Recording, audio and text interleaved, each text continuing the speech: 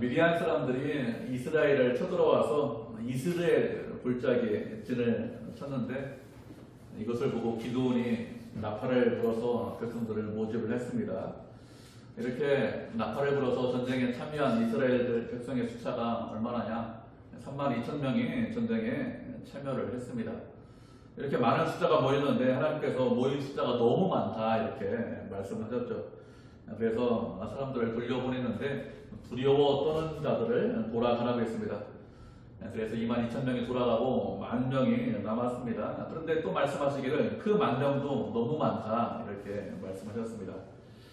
그래서 백성들을 돌려보냈는데 물 먹는 행동을 보고 돌려보냈어요. 엎드려서 물을 먹는 사람이 있고 손으로 물을 먹는 사람들이 이렇게 두 종류의 사람들이 있는데 엎드려서 물을 먹는 사람들이 9,700명, 손으로 물을 먹는 사람들이 300명인데 손으로 물을 먹는 사람들 300명만 남았습니다.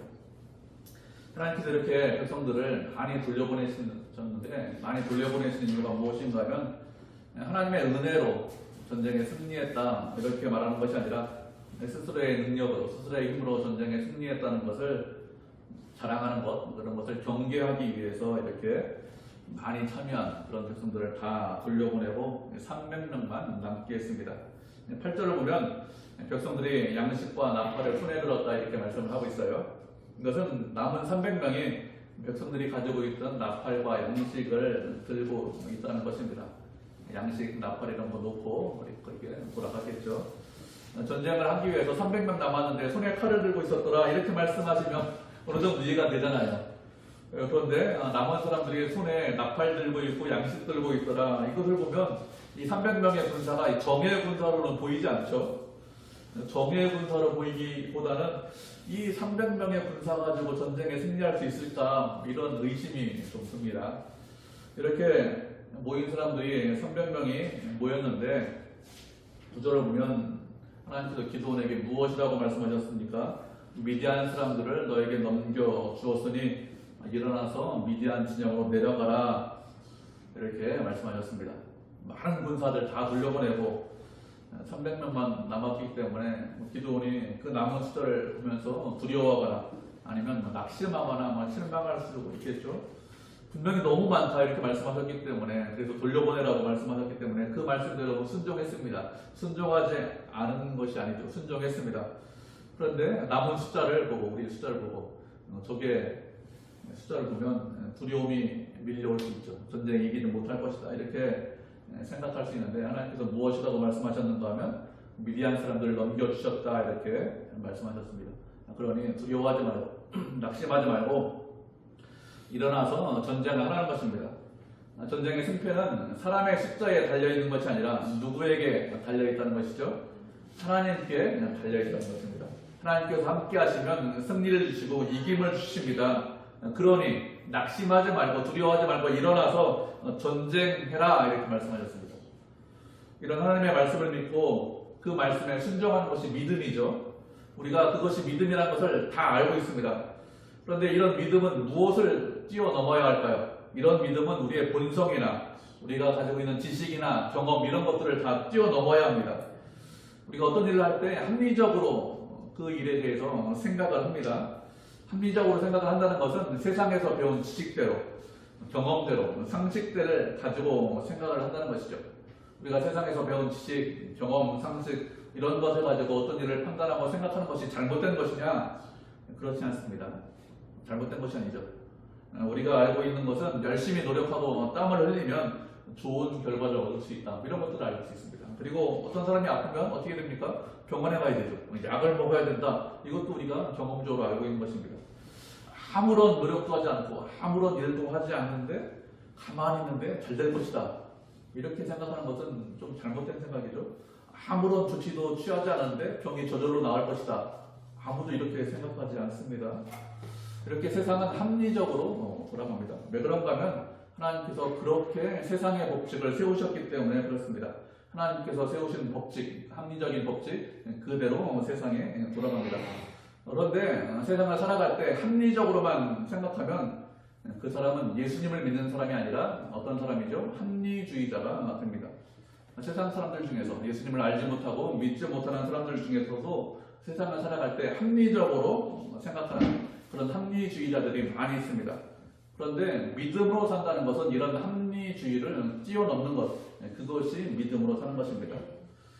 세상 모든 일에 하나님의 은혜와 사랑이 있다는 것을 믿고 하나님을 의지하면 하나님께서 우리를 선한 길로, 의로운 길로 인도하신다는 것을 믿고 주님만 의지하는 것, 그것이 믿음으로 사는 것이죠. 하나님께서 함께 하시면 우리 인생 가운데 어떤 고난이 있습니다. 어떤 어려움이 있습니다. 그런 고난과 어려움을 얼마든지 이길 수 있기 때문에 하나님께서 말씀하신 그 말씀은 하나도 땅에 떨어지지 않습니다. 그렇기 때문에 말씀대로 이루어짐을 믿습니다. 이렇게 하는 것이 믿음으로 사는 것입니다. 하나님의 말씀이 우리의 경험과 지식과 상식, 이런 합리적인 생각을 뛰어넘는다는 것을, 그 말씀대로 이루어진다는 것을 인정하고 그 말씀에 순종하는 것, 그것이 믿음으로 사는 것입니다. 믿음으로 산다는 것은 무모하게 살아라, 이렇게 말씀을 드리는 것이 아닙니다. 하나님의 은혜와 사랑을 전적으로 신뢰하면서 하나님을 의지하면서 하루하루 순간순간 살아가는 것, 그것이 믿음으로 사는 것입니다. 그렇게 믿음으로 살면 그러면 하나님의 은혜 가운데 거할 수 있습니다. 하나님의 사랑이 무엇인지 더 크게 깨달을 수 있죠. 이렇게 하나님께서 기도원에게 일어나서 진영에 내려가라 이렇게 말씀하셨습니다. 그리고 10절과 11절을 보면 내가 만일 두려워하면 그러면 내 부하 도라와 함께 그 진영에 내려가서 그들이 하는 말을 들어라 이렇게 말씀하셨습니다. 그러면 그 이후에 내 손이 강해져서 미디안 진영에 내려갈 것이다 라고 하셨죠. 하나님께서 왜 이렇게 말씀하실까요? 하나님께서 지금 이렇게 말씀하시는 것은 지금 기드온이 두려워하기 때문에 이렇게 말씀을 하시는 것입니다. 기드온은 하나님 지금 두렵습니다. 그러니 필짐을 보여주십시오. 이렇게 먼저 요청하지 않았습니다. 그럼에도 불구하고 하나님께서 말씀하시기를 두려우면 보라와 함께 미디안 진영에 내려가라 이렇게 먼저 말씀하셨습니다. 하나님께서 먼저 이런 말씀을 하시는 것은 기드온의 상태를 잘 알고 계시기 때문에 이렇게 말씀을 하시는 것입니다. 하나님께서 분명히 내 손에 넘겨주었다. 미디안 진영 내가 가서 치면 된다. 이렇게 말씀하셨지만 무엇이 남아있습니까? 그 마음에 두려움이 남아있는 거예요. 300명의 군사로 전쟁하면 이기지 못할 것인데 이런 마음이 있는 것입니다. 이런 마음 상태를 알고 계시기 때문에 기드온의 마음을 알고 먼저 부하를 데리고 내려가라 이렇게 말씀하신 것입니다. 그래서 두려움이 있는 기드온이 어떻게 합니까? 전쟁에 참여하기 전에 부하를 데리고 미디안 진영 근처에 내려갔습니다. 미디안 진영 근처에 내려갔는데 그 미디안의 사람들이 얼마나 많으냐? 그 수가 메뚜기 같이 많다. 그리고 낙태는 모래다와 같이 많다. 이렇게 말씀하고 있습니다. 부하도 그거 보면서 얼마나 두려울까요? 내려가기 전에는 그래도 멀리 있으니까 좀 덜 두려운데 가까이 가서 보니까 너무 많으니까 더 큰 두려움이 찾아왔을 것입니다. 그렇게 미디안 진영 근처에 갔는데 그 진영 근처에 가니까 어떤 병사가 자기 친구에게 자신이 꿈 이야기를 하고 있습니다. 자신이 꿈을 꾸었는데 보리떡 한 덩어리가 미디안 진영에 굴러 들어와서 장막을 쳤는데 그 장막이 온 진영에 있는 장막이 다 무너지고 쓰러졌다. 이렇게 꿈 이야기를 하고 있습니다. 이 꿈 이야기만 들으면 이 꿈이 무슨 꿈인지 좀 이해하기 어려워요. 큰 돌멩이, 큰 바위가 와서 장막을 쳤다. 아니면 큰 무엇이 와서 장막을 쳤다. 이렇게 한 것이 아니고 보리떡 한 덩이가 굴러와서 장막을 쳤는데 미디안의 장막들이 다 무너지고 부서졌다고 했습니다. 여러분 이 보리떡 한 덩어리가 굴러와서 장막을 치면 장막이 무너질까요? 그렇지 않죠. 떡 한 덩어리 굴러와서 장막을 치는데 떡 한 덩어리가 무슨 힘이 있어서 장막이 무너집니까? 그런데 떡 한 덩어리 굴러와서 장막을 쳤는데 장막이 무너졌다고 했습니다. 기도원이 이 꿈 이야기를 들으면서 이 꿈 이야기가 무슨 꿈인가 이렇게 생각을 했을 것입니다. 그런데 꿈 이야기를 들은 그 친구 병사가 그 꿈에 대해서 해몽하죠. 이 꿈은 다른 꿈이 아니라 이스라엘 사람 요아스의 아들 기드온의 칼이라 하나님께서 미디안의 모든 진영을 기드온의 손에 넘겨주신 거야 이렇게 해몽을 합니다. 보리떡 한 덩어리가 미디안 진영에 들어왔는데 그 보리떡이 기드온의 칼이다 이렇게 설명을 하고 있습니다.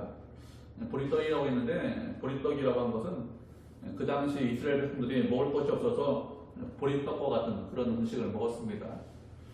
미디안이 파종할 때마다 올라와서 다 모든 것을 빼앗아 갔잖아요. 그래서 좋은 음식, 맛있는 음식이라고 못 먹고 하찮은 음식, 겨우 먹을 수 있는 음식, 그런 음식을 먹었기 때문에 이스라엘 백성이 보리떡이다 이렇게 생각한 것 같습니다. 그런데 그 불러온 그 보리떡이 뭐라고 했냐면 기드온의 칼이라고 했는데 왜 기드온의 칼이라고 했는지 설명하고 있지 않습니다. 기드온의 칼이라고 했는데 그것이 뭐 그렇게 상식적인 이야기도 아닌 것 같아요. 그냥 병사가 내 생각이 이런 거야 이렇게 설명을 했습니다. 그런데 그 이후에 이 소리를 듣고 그 이후에 무엇이라고 하죠? 하나님께서 미디안과 그 진영을 기드온에서 넘겨주셨다 이렇게 꿈을 해몽하죠. 이 소리를 듣고 기드온이 어떻게 합니까? 꿈 해몽을 듣고 하나님께 경배했다 이렇게 말씀을 하고 있습니다. 미디안 병사가 꿈을 꿨어요. 뭐 전날 꿈을 꿨는지 아니면 뭐 며칠 전에 꿈을 꿨는지 언제 꿨는지 모르죠. 그런데 기드온과 그의 부하 부라가 진영 근처에 도착했을 때 병사가 꿈 이야기를 했습니다. 그리고 옆에 있는 병사가 그 꿈에 대해서 해몽을 한 소리를 들었습니다. 우연히 어떻게 하다 보니까 이렇게 되었을까요?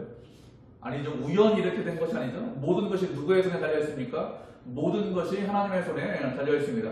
하나님께서 미디안 진영에 내려가라 이렇게 말씀하셨습니다. 그리고 수많은 사람들 중에서 미디안 진영에 기드온이 내려갔는데 그곳에 있는 병사가 꿈을 꿨습니다. 그리고 그 옆에 있는 병사가 그 꿈에 대해서 해몽하는 소리를 기드온이 들었습니다. 이렇게 된 것은 우연히 이렇게 된 것이 아니라 하나님께서 주관하시고 섭리하시고 역사하셨기 때문에 이렇게 된 것이죠. 그러면 하나님께서 왜 이렇게 기드온에게 이런 소리를 들려주실까요? 하나님께서 이렇게 하시는 것은 기드온의 믿음 때문에 이렇게 하시는 것이죠. 기드온이 전적으로 당신만 믿고 의지하기를 원하셔서 이렇게 하시는 것입니다. 기드온이 하나님께서 말씀하실 때 어떻게 했습니까? 두려워했습니다. 그래서 미디안 진영에 내려가지 못하고 있어요. 주저하고 있습니다. 전쟁에 이기지 못하는 거 아니야? 300명 가지고 어떻게 저만한 공사를 이겨? 이렇게 생각을 하고 있죠. 그런데 누구의 이야기를 듣고 승리를 확신하고 있습니까? 미디안 병사의 이야기를 듣고 승리를 확신하고 있습니다. 누구의 말을 더 신뢰하고 있죠? 하나님의 말씀을 믿고 의지하기보다는 사람의 말을 더 믿고 의지하고 신뢰하고 있습니다. 기드온이 이렇게 하는 것은 기드온이 얼마나 믿음이 없는지 잘 보여주고 있죠. 기도나 우리하고 상당히 비슷하죠. 우리도 하나님께서 우리를 사랑하신다, 우리를 위하신다 그런 말씀을 계속하십니다. 그렇게 말씀만 하시는 것이 아니라 실제로 우리를 사랑하셔서 당신의 아들을 우리를 위해서 주셨어요. 십자가에 달려 죽게 했습니다. 부활하셨습니다. 그렇게 아들까지 주셨는데 그 아들을 주신 하나님께서 무엇을 못 주실까요? 무엇을 못 하실까요? 우리를 끝까지 사랑하시고 끝까지 책임지십니다. 그런데 그런 하나님의 말씀을 의지하기보다는 사람의 말을 더 믿고 사람의 말을 더 신뢰하는 경우가 훨씬 더 많죠. 사람이 무슨 말을 하면 그 말을 하나님의 말씀보다 더 중요하게 생각합니다. 그 사람의 말 때문에, 그 사람의 평가 때문에 실망하기도 하고 낙심하기도 하죠. 또 그 말대로 그 사람의 말 때문에 기뻐하기도 하고 즐거워하기도 합니다. 하나님께서 무엇이라고 말씀하실까? 하나님께서 어떻게 생각하실까? 하나님의 뜻이 어디 있을까? 이런 것들은 전혀 생각하지 않죠. 하나님께서 우리를 부르신 이유가 무엇일까요? 다른 사람이 하는 말을 믿으라고, 다른 사람을 의지하라고, 아니면 나 자신을 믿고 나 자신을 의지하라고 우리를 부르셨습니까? 그렇지 않죠. 하나님께서 우리를 부르신 것은 오직 하나님만 믿고 당신만 의지하라고 우리를 부르신 것입니다. 그렇게 당신만 믿고 당신만 의지하면 하나님께서 은혜를 주시고 승리를 주십니다. 우리 인생을 책임져 주십니다. 환난과 위험과 고난과 어려움이 있습니까? 그때 건져 주십니다. 앞길을 선한 길로 인도해 주십니다. 그래서 당신만 사랑하라고 불러주시고 당신만 의지하라고 불러주신 것이죠. 우리가 말씀을 한 구절 살펴보도록 하겠습니다. 역대하 16장 9절 말씀입니다. 역대하 16장 9절, 구약성경 675페이지네요. 그 성경으로 한 절인도 한 목소리로 읽겠습니다. 세 절 이하는 한 목소리로, 네 절부터는 교독하는 건데, 역대하 16장 9절, 구약성경 675페이지 찾으셨죠? 우리 한 목소리로 같이 읽겠습니다. 시작. 여호와의 눈은 온 땅을 두루 감찰하사 전심으로 자기에게 향하는 자들을 위하여 능력을 베푸시나니 이 일은 왕이 망령되이 행하였은즉 이후부터는 왕에게 전쟁이 있으리이다. 아멘. 이 말씀은 남유다 아사 왕 때 아사가 하나님을 의지하지 않고 사람을 의지하자 선지자를 보내서 왕에게, 아사 왕에게 하나님께서 하신 말씀인데, 아사에게만, 그 왕에게만 하신 말씀이 아니라 우리에게 하시는 말씀이죠. 하나님은 어떤 분이냐? 온 땅을 두루 감찰하신다 이렇게 말씀하셨습니다. 온 땅을 두루 감찰하신다는 것은 우리가 이 땅에서 살아가는데 이 땅에 살아갈 때 어떻게 살아가는지 언제나 관심을 갖고 계시다는 것이죠. 하나님께서 우리에게 말씀하시기를 너희들끼리 알아서 살아라. 내가 상관하지 않겠다. 너희들끼리 다 해라. 이렇게 말씀하시지 않았습니다. 우리의 삶에 대해서 언제나 관심을 갖고 계시고 언제나 사랑하시고 살펴보십니다. 그런 하나님께서 온 땅, 모든 땅을 다 두루 감찰하시는데 어떤 사람에게 능력을 베푸신다고 했습니까? 전심으로 자기를 향하는 자에게 능력을 베푸신다고 했습니다. 아무에게나 능력을 베푸시는 것이 아니라 전심을 다해서 온 마음을 다해서 하나님을 향하는 자에게 능력을 베푸신다 이렇게 말씀하셨습니다. 하나님을 향한다는 것은 하나님을 믿고 의지한다는 것입니다. 언제나 한결같이 하나님을 찾고 의지하는 자에게 하나님께서 함께 하시고 그런 자에게 능력을 베푸십니다. 하나님께서 우리에게 원하시는 것이 무엇이냐? 당신만 믿고 당신만 의지하기를 원하십니다. 전심으로 온 마음을 다해서 늘 주님을 의지하면 하나님께서 우리의 인생을, 우리의 앞길을, 우리의 가정을, 우리의 자녀들을 책임져 주십니다. 사람이 우리를 어떻게 하지 못하죠? 사람의 말과 평가가 있습니다. 그렇지만 그것이 전부가 아닙니다. 사람을 믿고 의지하는 것이 아니라 하나님을 믿고 의지하셔야 합니다. 하나님께서 우리를 사랑하십니다. 우리를 위하십니다. 그렇게 하나님을 믿고 의지할 때, 온 마음을 다해서 하나님을 향할 때 하나님께서 은혜와 사랑을 베풀어 주시죠. 그 은혜와 사랑과 능력을 우리가 경험할 수 있습니다. 그렇기 때문에 온 마음을 다해서 주님을 사랑하시고 주님을 향하셔야 합니다. 이렇게 기도는 미디안의 군사들의 말을 듣고 드디어 마음이 굳건해졌습니다. 그래서 하나님을 경배하고 찬양하죠. 그리고 이스라엘 진영에 들어와서 무엇이라고 합니까? 그때서야 남은 군사 300명에게 하나님께서 미디안을 너희 손에 넘겨주셨다. 그때서야 이렇게 고백을 해요. 넘겨주셨다 이렇게 말씀하고 있죠. 완료 형태로, 과거 형태로 이렇게 말을 하고 있는데 아직 넘겨준 것이 아니죠. 그런데 넘겨주셨다 이렇게 말하는 것은 하나님께서 반드시 넘겨주신다 이런 뜻입니다. 넘겨주심을 확신하기 때문에, 믿고 있기 때문에 이런 식으로 이야기를 하고 있는 것입니다. 기도는 처음에는 두려워했습니다. 주저주저했습니다. 그런데 훈련을 통해서 하나님을 믿고 의지하는 그런 믿음, 그런 확신을 가지고 있기 때문에 확신에 차서 믿고 이렇게 고백을 하고 있는 것이죠. 이렇게 승리 주심을 확실히 믿은 이후에 300명의 군사를 세 대로 나누어서 각각 손에 나팔과 빈 항아리를 들리고 그 항아리 안에 횃불을 감추게 했습니다. 그러면서 말하기를 너희는 내가 하는 대로, 내가 미디안 진영 근처에 가서 하는 대로 나만 보고 나만 따라 하라고 했습니다. 그래서 자신과 자신을 따르는 사람들, 이 나팔을 불면, 그 100명이죠. 나팔을 불면 너희도 나팔을 불면서 여호와를 위하라, 기도를 위하라 이렇게 소리치고 외치라고 했습니다. 여호와를 위하라 이렇게 말을 하고 있습니다. 여호와를 위하라는 말은 우리가 이해할 수 있죠. 하나님께서 승리를 주시고 하나님께서 함께 하시는 그런 전쟁이기 때문에 모든 영광을 하나님께 돌려야 됩니다. 그렇기 때문에 여호와를 위해서, 그래서 전쟁을 하는 것이 당연합니다. 그래서 여호와를 위하라 이렇게 이야기를 했습니다. 그런데 여호와를 위하라 이런 말만 한 것이 아니라 기도를 위하라 이런 말을 하고 있습니다. 이 말은 별로 좀 이상해 보이지는 않아요. 그런데 이 전쟁은 기도를 위해서 하는 전쟁이 아니죠. 하나님께서 기도를 사사로 부르셨습니다. 그런데 기도를 위해서 백성들이 전쟁을 하는 것은 아닙니다. 그런데 기도를 위하라 이렇게 말까지 하고 있습니다. 이렇게 서로 군우를 짜고 군대를 세 대로 나누어서 미디안 진영 근처에 접근을 했습니다. 미디안 진영 근처에 접근했는데 기도원과 함께한 군사들이 미디안 진영 근처에 접근한 시간이 2경 초에 미디안 진영 근처에 접근했다 이렇게 말씀을 하고 있습니다. 2경이다 이렇게 말을 하고 있는데 그 당시 이스라엘 백성들은 밤을 3경으로 나눴습니다.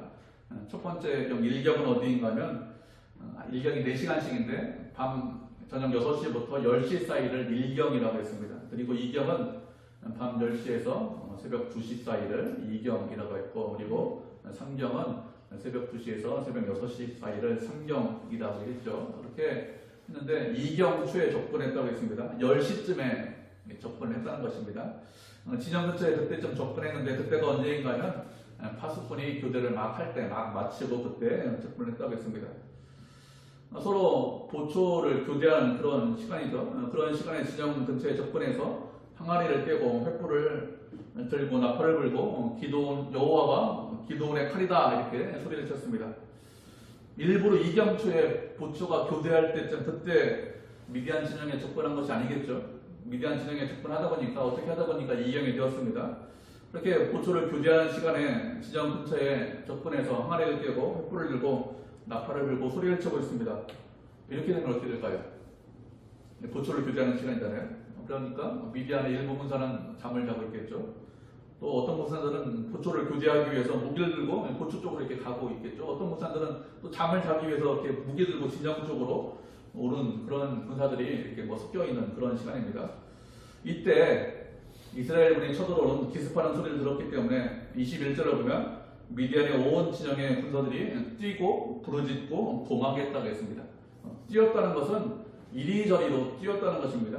전쟁이기 때문에 전열을 가다듬고 한 방향으로 뛰어야 돼요. 뛰는 건 당연한데 한 방향으로 뛰어야 됩니다. 그런데 군사들이 한 방향으로 뛴 것이 아니라 기습이기 때문에 갑자기 이리저리로 뛰었다는 것이죠. 부르짖었다고 했습니다. 부르짖었다는 것은 큰 소리로 외쳤다는 것이죠. 두렵기 때문에 기습이기 때문에 적이 왔기 때문에 큰 소리로 부르짖었다는 것입니다. 도망했다고 했습니다. 도망했다는 것은 무서워서 숨었다는 것입니다. 일부는 깨어서 전쟁하려고 했겠죠. 그렇지만 일부는 밤에 기습적으로 적이 돌아오니까 적이 쳐들어왔는데 이게 숨어야겠다 이렇게 생각한 것입니다. 그래서 전쟁하지 않고 일단 몸을 숨겼다, 도망갔다 이런 뜻입니다. 캄캄한 밤에 군인들이 무기를 들고 왔다 갔다 하죠. 횃불은 보이고 항아리 깨지는 소리 들리고 나팔 소리 들리고 막 여기저기서 큰 웅성웅성한 소리 들리고 이렇게 하니까 어떻게 합니까? 뛰고 두려워서 부르짖고 숨었습니다. 이렇게 되자 미디안 온 진영에서 서로가 서로를 쳤습니다. 그런데 무엇이라고 말씀하고 있죠? 22절을 보면 하나님께서 그 온 진영에서 친구가 친구를 치게 했다 이렇게 말씀을 하고 있습니다. 기드온이 보초를 교대하는 시간에 접근해서 기습 작전을 했기 때문에 기드온의 작전이 아주 좋았기 때문에 그래서 전쟁에서 승리했다. 미디안 사람들이 서로가 서로를 죽였다. 이렇게 말씀하고 있지 않습니다. 눈에 보이는 그것은 그렇게 보여요. 미디안 진영이 상당히 혼란스럽습니다. 그래서 전쟁에 이긴 것처럼 보이지만 실제로 이 전쟁을 이기게 하신 분이 누구라고 말씀하고 있습니까? 하나님께서 친구가 친구를 치게 했다 이렇게 분명히 말씀하고 있습니다. 하나님께서 기드온에게 병사의 숫자를 300명으로 줄여라 이렇게 말씀하셨습니다. 왜 줄이라고 말씀하셨습니까? 이런 승리를 주기 위해서 300명으로 줄여라 이렇게 말씀하신 것이죠. 드보라와 바락이 900대의 철병력을 가지고 있는 시스라와 전쟁을 했습니다. 그때도 하나님께서 어떻게 하셨습니까? 건기인데 갑자기 비가 오게 하셔서 그 철병대를 쓸모없게 무용지물로 만드셨습니다. 기드온과 300명의 군사들이 아주 잘해서 그래서 전쟁에 승리한 것이 아니죠. 하나님께서 은혜를 주셨기 때문에 이기고 승리할 수 있었던 것입니다. 하나님께서 전쟁에 승리를 주셨습니다. 그래서 숫자를 줄이라고 한 것이죠. 우리가 말씀한 구절 살펴보도록 하겠습니다. 잠언 28장 1절입니다. 잠언 28장 1절 구약성경 941페이지네. 잠언 28장 1절입니다.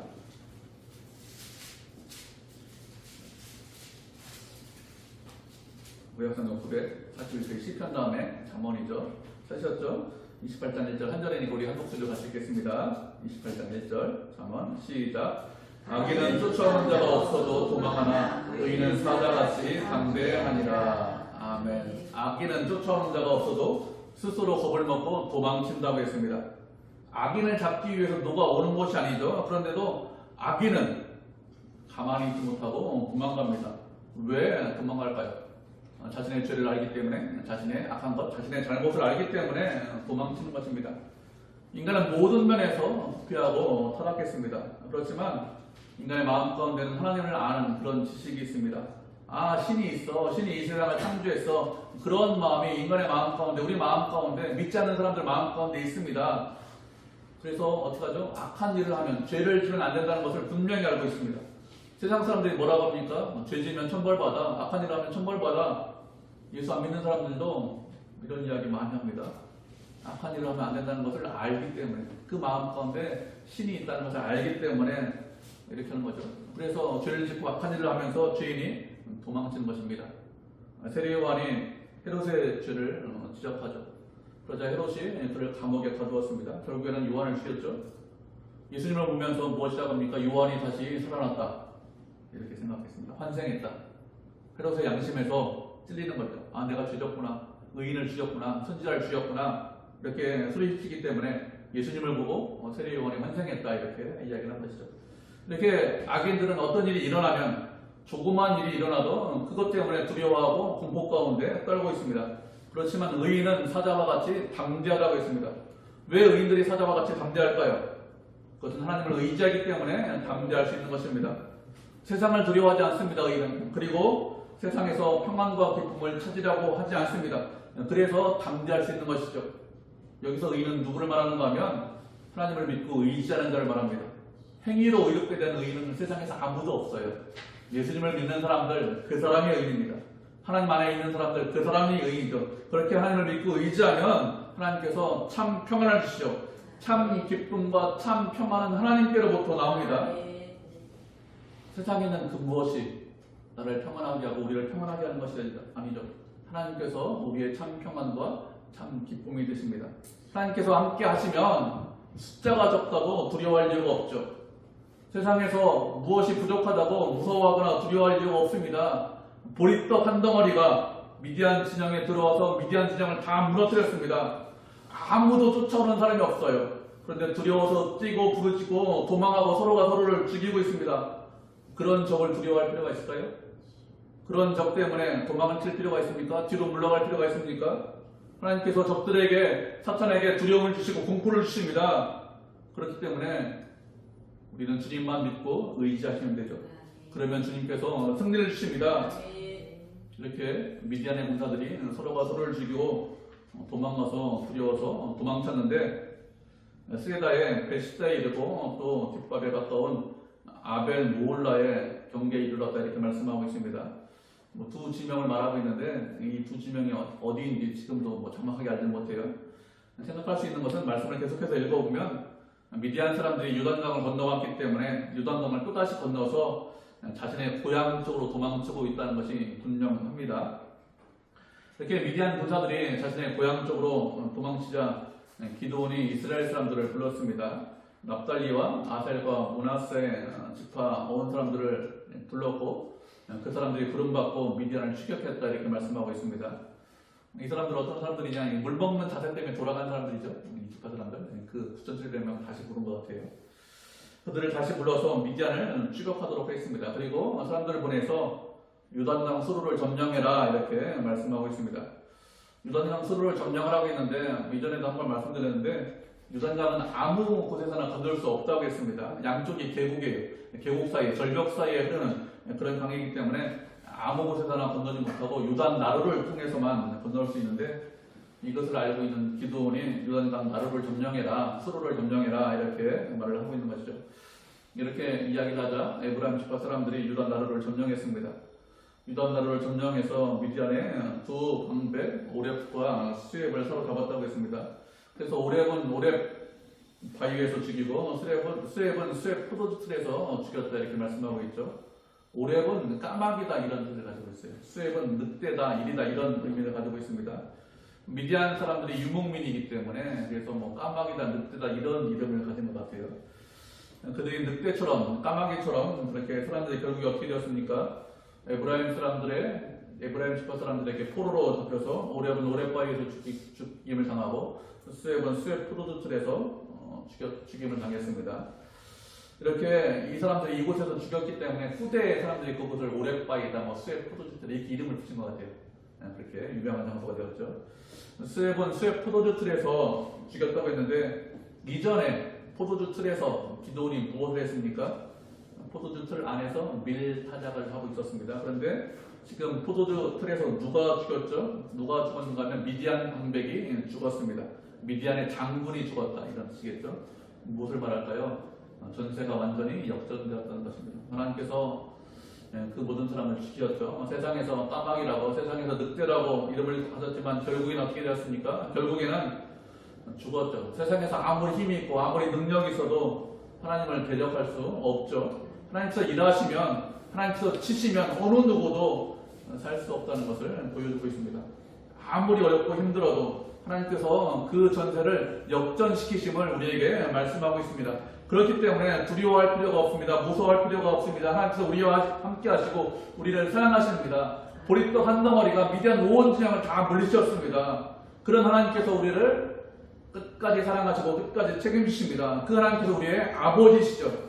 그렇기 때문에 우리는 세상을 두려워하는 것이 아니라 하나님을 믿고 의지해서 세상에서 하나님과 동행해서 믿음으로 승리하는 그런 성도, 그런 교회가 되기를 주님의 이름으로 축복을 드립니다. 아멘.